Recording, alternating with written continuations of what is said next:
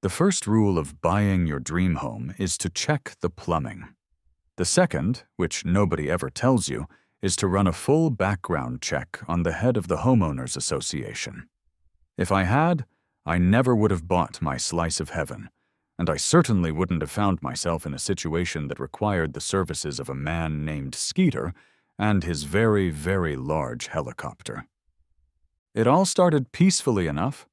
My name is Mark, and about 6 months ago, I cashed in a decade's worth of 80-hour work weeks as a software developer, sold my shoebox condo in the city, and bought an A-frame cabin that was more window than wall, perched on the side of a mountain in what I assumed was the middle of nowhere.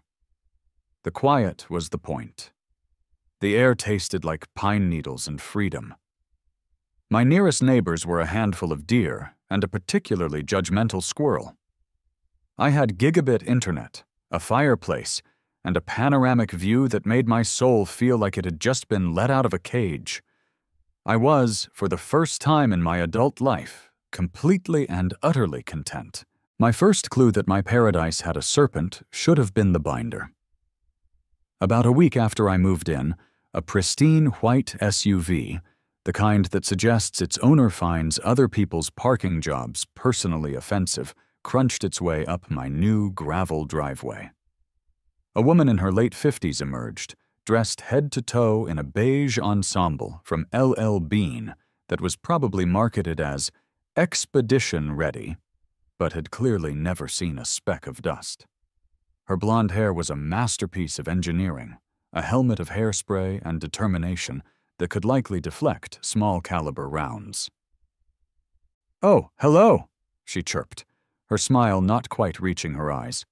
"You must be the new owner of the Hendersons' property." The way she put Henderson in audible air quotes made it sound like I was a squatter.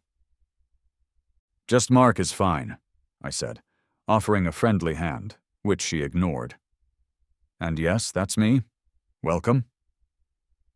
"I'm Carol," she announced, as if unveiling a monument to herself. "President of the Mountain View Estates Homeowners Association. I just wanted to pop by and personally deliver our welcome packet." She hefted a thick, white 3-ring binder from her passenger seat. It had the heft and gravitas of a sacred text. "We have a few guidelines here that help maintain the character of our community." The welcome packet was, in fact, a 200-page document detailing every conceivable rule one could impose on a plot of land. It covered everything from the approved species of native wildflowers — daisies were apparently too cheerful — to the maximum allowable decibel level of wind chimes. The conversation that followed was a masterclass in passive-aggressive reconnaissance. She gently, almost sweetly, interrogated me about my job. "Oh, so you work from your home. How convenient." My car? A sedan? Most of us find an all-wheel drive vehicle more appropriate for the climate. And my plans for the property, all under the flimsy guise of getting to know you. The first real shot across the bow came when her gaze fell upon my mailbox. It was a perfectly functional, brand-new dark gray mailbox. "That's an interesting choice for a mailbox," she said, her head tilted at an angle of polite disapproval. "The bylaws, which you'll find in Section 4, Subsection B, Paragraph 3, stipulate a forest green color to blend in with the natural environment." I forced a smile. "Ah, I see. I'll have to pick up some paint next time I'm in town. Thanks for the heads up." "Wonderful," she beamed, her mission accomplished. "We just find that a cohesive aesthetic protects our property values. We're all a team here." As she crunched back down the driveway, I flipped through the binder. Sure enough, there it was. "Mail receptacles must be of a uniform color, Sherwin-Williams #SW 6423 Evergreens." I shook my head, my internal monologue kicking in. Forest green? It's a mailbox, not a chameleon on a secret mission. I have a feeling this is going to be fun. What I didn't appreciate at the time was the true vulnerability of my mountain fortress. You see, There was only one way to get to the 4 houses that constituted the Mountain View Estates. A single, steep, winding ribbon of asphalt that snaked its way 2 miles up from the main county road. It was a private road, owned and maintained by the HOA. That meant it was owned and maintained by Carol. More importantly, my house, like the others, was a modern marvel with a primitive gut. No natural gas lines ran this far up the mountain. Everything. The furnace that kept the pipes from bursting in the winter, the water heater that made my showers something other than a hypothermic event, and the gas range I cooked on, was fueled by propane. This propane was stored in a giant, submarine-sized 500-gallon tank tucked discreetly behind my house. A friendly company called Valley Propane would send a massive tanker truck up the winding road a few times a year to top it off. The system was seamless, efficient, and, as I was about to discover, fatally flawed. I was due for a delivery next week, a routine top-off before the real autumn chill set in. The call came on a Friday afternoon. I was deep in code, wrestling with a bug that had all the logic of a toddler's tantrum when my phone rang. "Mr. Johnson? Dave from Valley Propane here." His voice was friendly, with a faint country twang. "Hey Dave, it's Mark. Everything good for Tuesday?" "Well, that's what I'm calling about," he said, a note of apology in his voice. "We've run into a bit of a snag." "A snag?" I leaned back in my chair. "What kind of snag? Don't tell me you're out of gas." Dave chuckled. "No, sir, plenty of that. The problem is, we can't get our truck up to you. Someone's installed a new gate at the bottom of your private road. A real fancy one," Bill said. "Wrought iron, automatic." My stomach tightened. "A gate?" "Yes, sir, and here's the kicker. There's a brand new sign posted right next to it. Says there's a weight limit on the road now, 5 tons. I sat bolt upright. The numbers crunched in my head instantly. 5 tons? Dave, what does your truck weigh? Well, that's the problem, Mark. Our smallest tanker, the one we use for you mountain folks, weighs about 15 tons empty. Fully loaded, it's closer to 25. There's just no way. My blood ran cold. It was a brilliant, diabolical, and utterly insane move. No trash trucks, no delivery trucks, and no propane trucks. It was a siege. "Bill said there's a big new sign next to it, too," Dave continued. "Something about the Mountain View Estates Homeowners Association." Of course there was. I knew, with a certainty that settled in my gut like a block of ice, exactly who was behind this. I thanked Dave, my voice a hollow echo of its former self, and hung up. I walked to the digital gauge on the side of my big white tank. The needle was hovering just below a quarter full. With the cool nights of September already here, I had maybe 3 weeks of heat. Maybe. The war had begun, and I hadn't even painted the damn mailbox yet. My first move was to attempt a rational adult conversation. This, in retrospect, was like trying to teach a cat to file its own taxes. It was a noble idea, doomed from the start. I grabbed the binder from my coffee table. It felt like carrying my own indictment, and took the long walk down the winding road to Carol's house. Her property was, predictably, immaculate. The lawn looked like it had been cut with surgical scissors, and the flower beds were arranged with a geometric precision that was genuinely unsettling. She was on her porch, of course, tending to a row of terracotta pots, her beige visor shielding her from the afternoon sun. I put on my best, concerned but reasonable neighbor face, and crunched up her walkway. "Carol, hey," I started, holding up a hand in what I hoped was a non-threatening gesture. "Got a minute?" She looked up from a petunia she was bullying, and her eyes narrowed slightly. "Mark, I see you haven't painted that mailbox yet." Strike one. "It's on the to-do list, I promise," I said, forcing a chuckle. "Listen, I just got a call from the propane company. They mentioned a new gate at the bottom of the road. with a 5-ton weight limit. A small, smug smile played on her lips. She had been waiting for this. "That's right," she said, turning her attention back to the flower pot. "The board approved it last month. It's for the preservation of the asphalt. The constant traffic from heavy commercial vehicles was causing micro fissures." I blinked. Micro fissures? Carol, there's no constant traffic. It's the garbage truck once a week and the propane tanker a few times a year. We all need propane to live up here. How are they supposed to get through? "Well, that's something the vendor will have to figure out, isn't it?" she said, her tone dripping with condescension. She plucked a single, microscopic weed from the pot. "Perhaps they can use smaller vehicles. It's not the HOA's responsibility to manage the logistics of its members' private contractors." "They can't use smaller vehicles," I said, my voice rising slightly. "I've already asked. A 500-gallon delivery requires a certified tanker.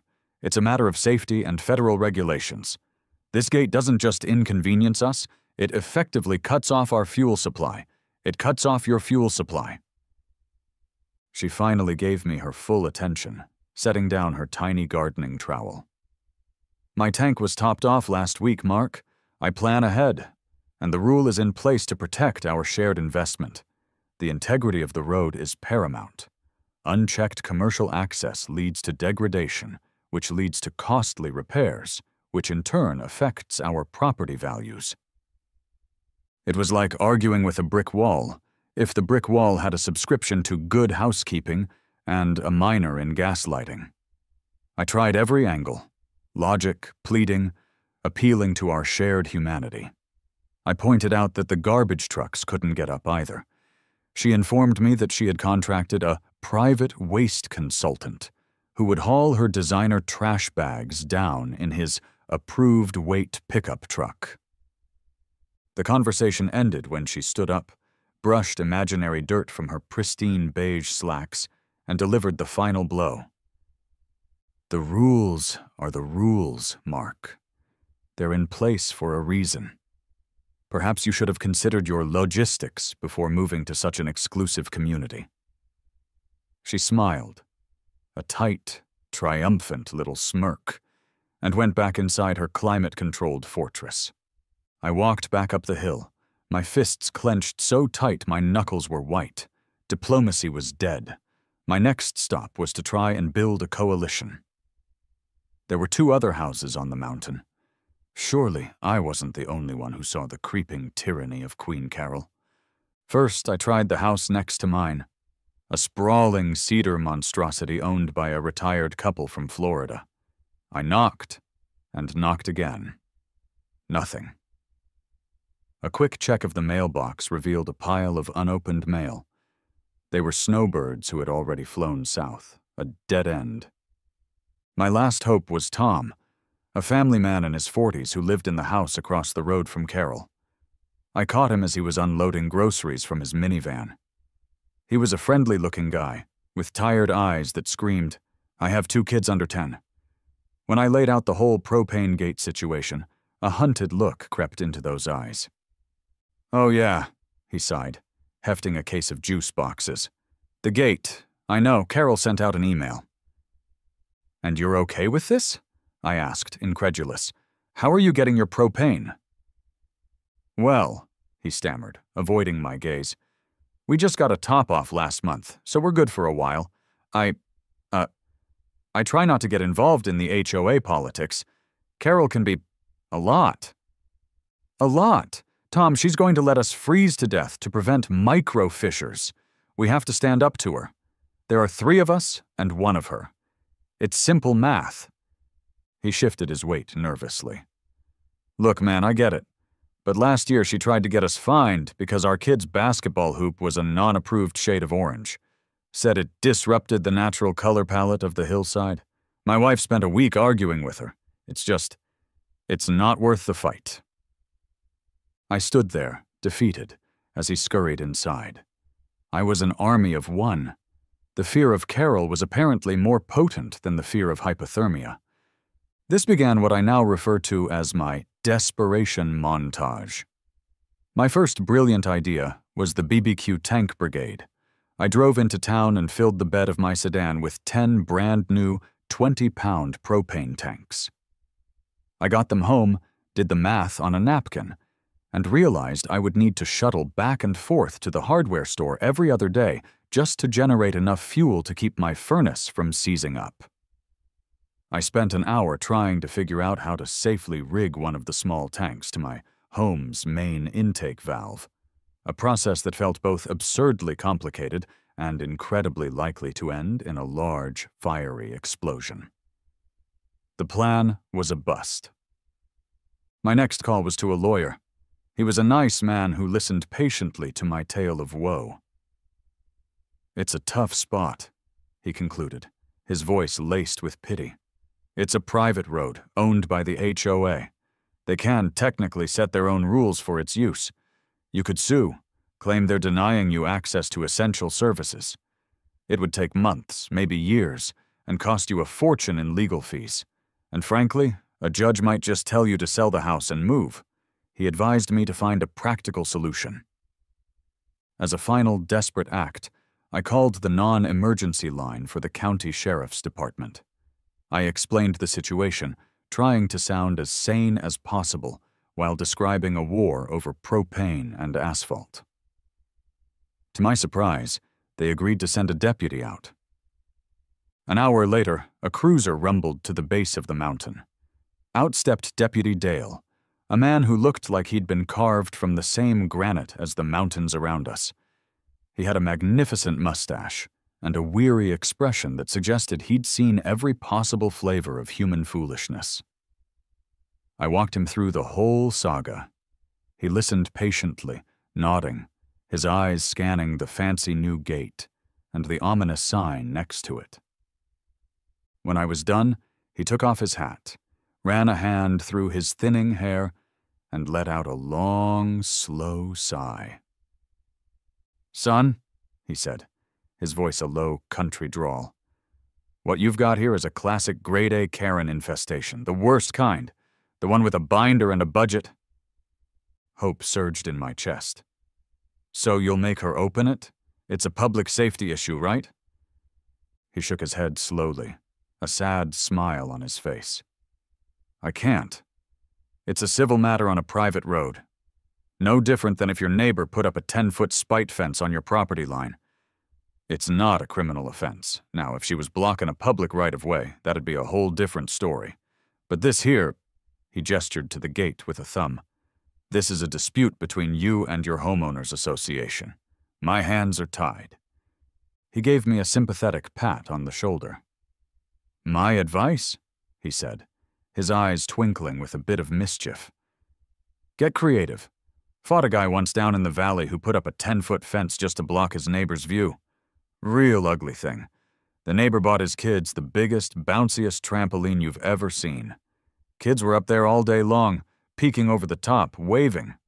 Drove the fence guy nuts. Fence came down a week later. He tipped his hat and got back in his cruiser.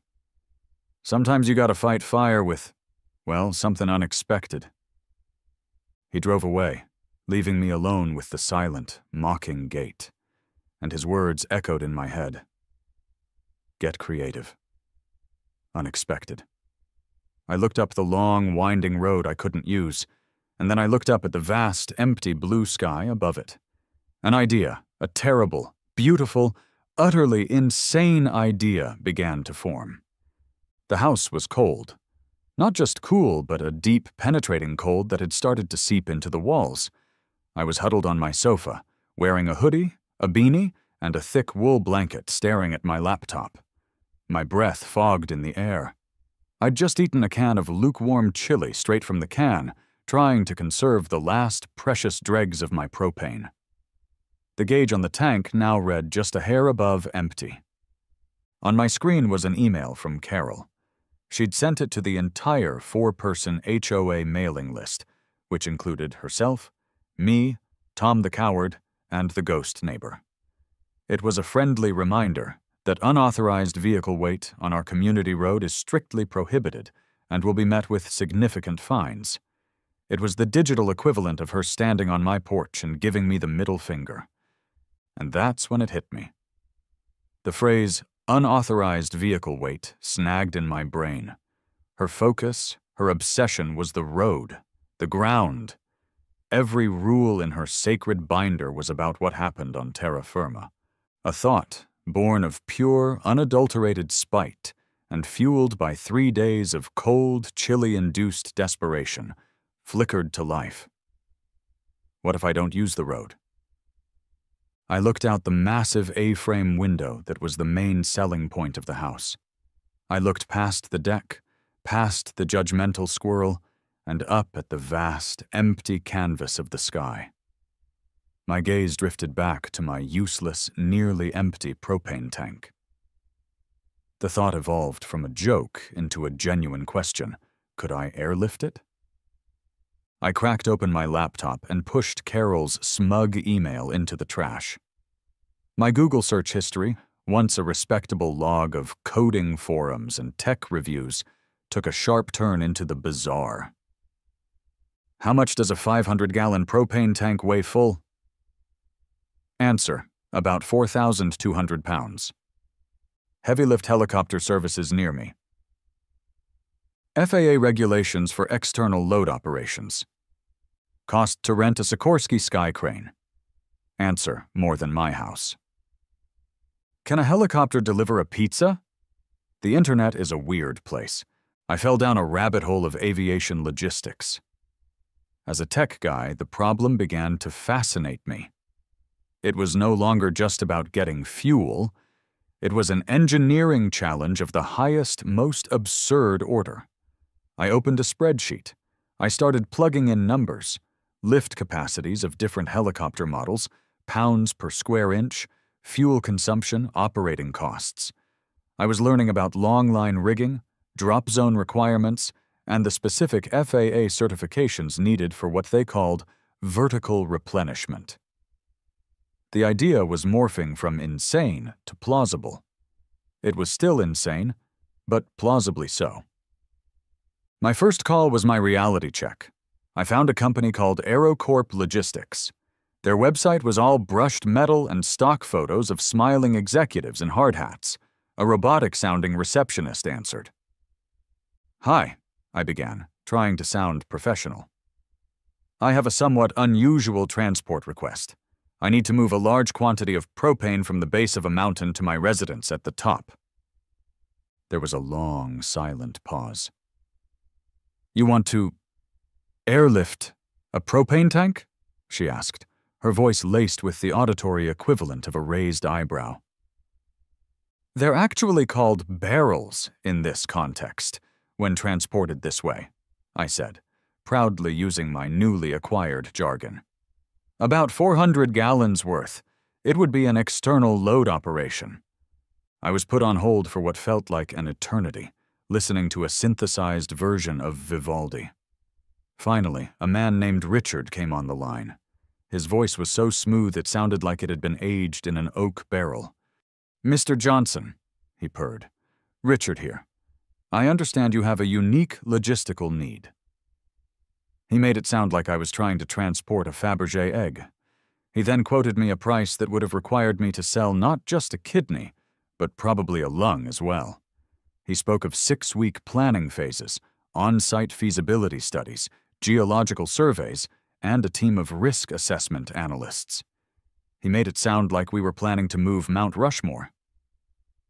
I politely told him I'd get back to him and hung up, feeling thoroughly dejected. I almost gave up. But then, deep on the 3rd page of my Google search, I found it. A website that looked like it had been designed on a Commodore 64. The title, in blinking yellow text, read, "Skeeter's Sky High Solutions." The tagline was even better. "If it fits, it ships by air."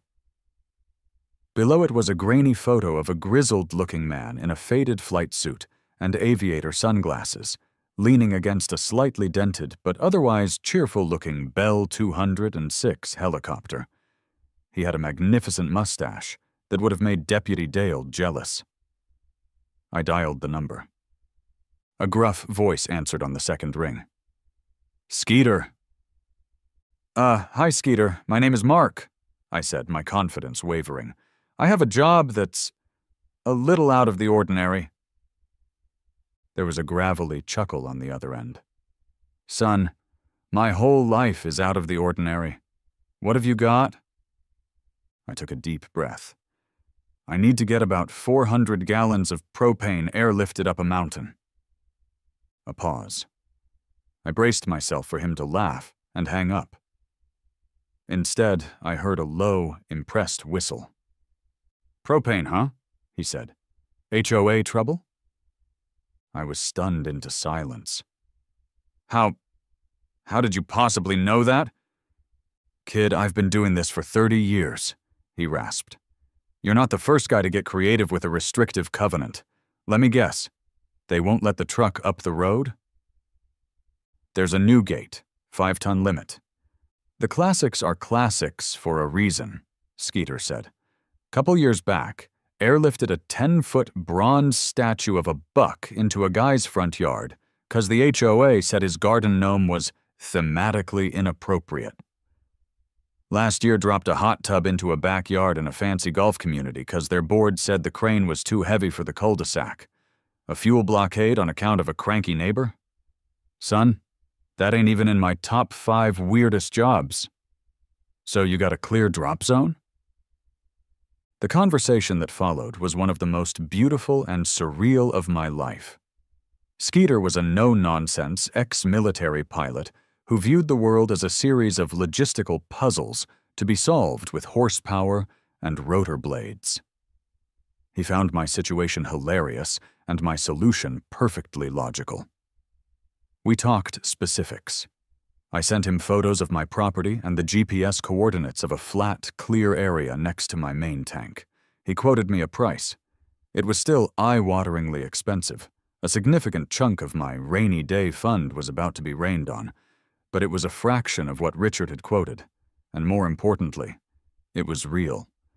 "All right, here's the plan," Skeeter laid out, his voice full of cheerful authority. "You get your propane company to meet me at the old logging turnout at the base of the mountain. Can't lift your big tank, too risky. They can fill up 2 200-gallon barrels there. I'll rig 'em up one at a time on a 100-foot long line. We fly 'em up, drop 'em right on a tarp next to your main tank.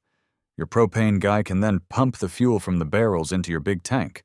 Simple as pie. Well, noisy, expensive pie. We set the date, the following Tuesday, weather permitting."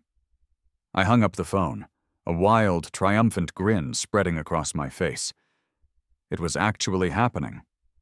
My last call was to Dave at Valley Propane. "Dave, it's Mark Johnson again. I figured out a solution for my delivery." "Oh, yeah?" he said, his voice hopeful. "Did you talk some sense into that HOA lady?" "Not exactly," I said, savoring the moment. "I need you and Bill to meet a helicopter pilot at the logging turnout on Tuesday morning with 2 200-gallon barrels." There was a long, silent pause on the other end of the line. I could almost hear him processing the words. "A helicopter?" he finally asked, his voice a whisper of disbelief. "A helicopter," I confirmed. Another pause, and then it came. A slow, delighted chuckle that grew into a full-blown belly laugh. "Oh, I have got to see this," Dave howled. "Bill is going to lose his mind. We're in. Just tell us when and where. We'll bring the popcorn." The stage was set. The plan was insane. The players were in position. All that was left was to light the fuse and enjoy the fireworks. Tuesday morning arrived with the kind of crisp, clear, painfully beautiful sky that seems reserved for momentous occasions. The air was perfectly still. I, on the other hand, was a vibrating bundle of nerves, caffeine, and pure, unadulterated glee. I'd been up since dawn, pacing a trench into my living room floor, peering out the window every 30 seconds like a kid waiting for Santa Claus. But I wasn't waiting for a sleigh. I was waiting for a Bell 206 helicopter. I had meticulously prepared the drop zone. A flat patch of ground about 20 yards from my main propane tank was now adorned with a giant, bright orange industrial tarp, staked down at the corners. It looked like a bizarre landing pad for an alien visitor, which, in a way, it was. My phone buzzed on the kitchen counter. A text from Skeeter. Skeeter. Fuel's in the barrels. See you in 30. Get your camera ready. My heart hammered against my ribs. This was it. This was really happening. I grabbed my phone and a jacket and stepped out onto my deck, the cold air doing nothing to cool the manic energy coursing through me. And then I heard it. At first, it was just a faint, rhythmic disturbance in the profound silence of the mountain, a low whoomp, whoomp, whoomp that seemed to emanate from the valley floor itself. It grew steadily, not just in volume, but in presence, a deep, resonant thrumming that you felt in your chest as much as you heard with your ears. It was a sound of industry, of power, of glorious defiance. It was the sound of my problem being solved at 150 miles per hour. The helicopter crested the pine-covered ridgeline, a dark dragonfly against the brilliant blue. Skeeter's bell. 206 wasn't a massive military-grade machine, but it was powerful and loud, and the most beautiful thing I had ever seen. And dangling far, far below it, suspended on a cable so thin it was almost invisible, was the first 200-gallon white propane barrel. It swayed gently in the morning air, a ridiculous, sublime pendulum marking the arrival of my salvation. The noise was immense now, a deafening, exhilarating roar that vibrated through the wooden deck beneath my feet and echoed across the mountainside. I saw a curtain twitch in the window of Tom the Coward's house. There was no being subtle about this. Just as the helicopter began its slow, careful approach, I heard another, more familiar sound. The furious, spitting crunch of tires on my gravel driveway. Carol's pristine white SUV skidded to a halt in a cloud of dust and indignation. She burst out of the driver's side door, her face a Picasso painting of pure, unadulterated rage. Her helmet of hair was slightly askew, a single strand having escaped its hairspray prison, betraying the speed at which she had scrambled to confront this aerial invasion. "What in God's name do you think you are doing?" she shrieked, her voice somehow cutting through the roar of the rotor wash. I couldn't help it. A massive grin split my face. I cupped my hands around my mouth and shouted back, a giddy wave of vindication washing over me. "Getting a propane delivery! You know, essential services! Something about heating my house!" What followed was a ballet of beautiful absurdity. High above, Skeeter was a picture of focused calm, a master at work. He deftly maneuvered the helicopter, his hands and feet working the controls with a surgeon's precision. He was guiding the barrel down, communicating with me through a series of hand signals we had discussed over the phone. A thumbs up for good, a flat palm for hold, a circling finger for lower slowly. On the ground, it was pure chaos. Carol was apoplectic. She was running back and forth on the edge of my lawn, waving her arms, her face turning a shade of crimson that clashed horribly with her beige outfit. "This is a violation, a noise violation, a safety violation. You are endangering the entire community," she screamed at the sky, at me, at the world in general. I stood my ground on the deck, feeling 10 feet tall. "There's no HOA bylaw against air deliveries, Carol," I bellowed back. "I checked your binder. I read the whole thing. There's no mention of aerial logistics or helicopters in Section 7, subsection C." With a final, delicate maneuver, the first barrel touched down on the orange tarp with a soft, satisfying thud. It was a perfect landing, a moment of pure, unassailable triumph. Skeeter, visible in the cockpit, gave me a crisp thumbs up. He remotely unhooked the cable, and the helicopter, suddenly lighter, surged upwards.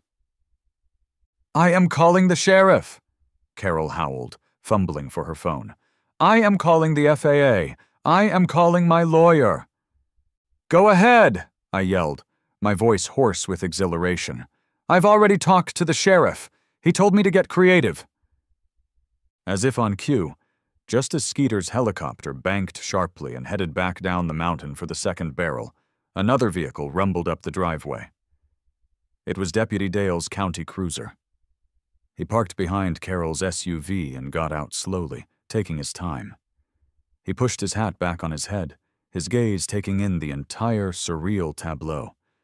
Me, standing proudly next to a giant propane barrel that had literally fallen from the sky. Carol, practically vibrating with fury, and the receding whoomp whoomp whoomp of the returning helicopter. A slow, lazy smile spread across his face. Carol spun around and descended upon him. "Deputy, arrest this man! He is terrorizing us with a helicopter!" Deputy Dale held up a calming hand. "Ma'am, please lower your voice. Now, what exactly is the crime here? From what I can see," he said, nodding towards me, "he's receiving a delivery on his own property." "It's a helicopter! It's dangerous! It's loud!" The deputy turned his calm gaze to me. "You get all the proper permits for this, son?" "The pilot handled everything, Deputy," I said, my voice steady. "Fully licensed and insured. All FAA regulations are being followed. We're not flying over any other houses, and this is a designated safe drop zone on my property." Deputy Dale turned back to Carol with an eloquent shrug. "Well, ma'am, it might be loud, but it doesn't appear to be illegal. Like I said before, this is a civil matter. Maybe you all should hold an emergency HOA meeting about amending your bylaws to include specific rules about helicopter deliveries." He gave me a wink, so subtle it was almost imperceptible. The sound of the approaching helicopter announced the arrival of the second act. The scene repeated itself. The careful descent, the swinging barrel, the thunderous noise. But this time, Carol was silent. She stood with her arms crossed, defeated, watching as the final piece of my victory was lowered gently onto the tarp next to its twin. The noise was still deafening, but this time it was the sound of a closing argument. Skeeter gave a final jaunty wave from the cockpit, and then the Bell 206 climbed into the sky and disappeared over the ridge, leaving behind a profound and wonderful silence. The only sounds were the chirping of a confused bird and Carol's heavy, ragged breathing. She shot me one last look, a look of pure, distilled hatred that could curdle milk, then wordlessly got into her white SUV and sped away, kicking up a cloud of righteous gravel. A few minutes later, a dusty pickup truck, well under the 5-ton limit, chugged up the driveway. Dave and Bill from Valley Propane hopped out, their faces alight with glee. "I don't believe it," Bill said, shaking his head and laughing. "In 20 years of delivering propane, I have never, ever seen anything like it. You, sir, are a legend." They got to work, running a hose from the barrels to my main tank, the hiss of flowing propane, the sweetest sound I had ever heard. As they were finishing up, my neighbor Tom tentatively walked over from his house, a newfound look of awe and respect on his face. "That was incredible," he stammered. "Just, wow. My wife and I, we're good on propane for now, but when we need it, can I get that helicopter guy's number?" The power dynamic on the mountain had shifted. I was no longer the new guy who didn't paint his mailbox. I was the guy who airlifted propane. That evening, I sat in my blissfully warm house, the furnace humming a gentle song of victory. I was sipping a celebratory beer, watching the sunset paint the valley in brilliant strokes of orange and purple. The quiet had returned, but it was a different kind of quiet now. It was a quiet I had fought for. My phone buzzed. It was a picture message from Skeeter. A selfie of him in the cockpit, grinning his magnificent mustachioed grin, the sunset ablaze behind him. The caption read, "Skeeter. Pleasure doing business. Let me know when you need that hot tub delivered." I laughed, took a long sip of my beer, and felt a sense of profound peace. It was the same peace I had moved here to find, but now it felt earned. My house had never felt warmer.